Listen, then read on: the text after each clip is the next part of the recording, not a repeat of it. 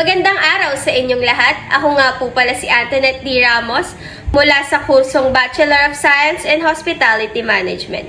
Ikatatlong taon sa kolehiyo na mula sa Arellano University.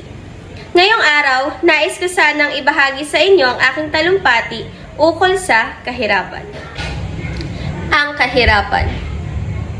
Sa ating lipunan, ang kahirapan ay isang suliranin na patuloy nating kinahaharap. Marami sa ating mga kababayan ang nagdaranas ng kawalan ng sapat na kita, edukasyon at oportunidad.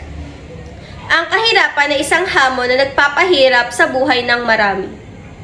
Ngunit hindi natin ito dapat turingan bilang isang suliranin na walang solusyon. May mga hakbang na ating maaaring gawin upang malabanan ang kahirapan. Una, mahalaga ang edukasyon.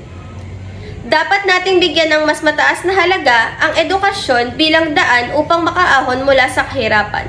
Pangalawa naman, kailangan nating suportahan ang mga programa at proyekto na naglalayon, bigyan ng trabaho at kabuhayan ng mga nangangailangan.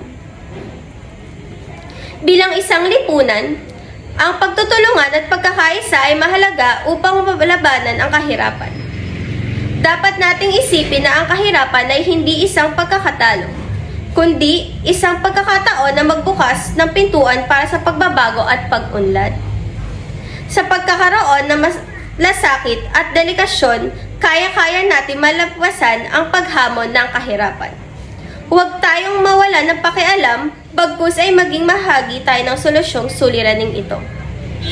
Isang mas magandang buhay para sa lahat ng ating maaaring marating kung sama-sama tayong kikilos.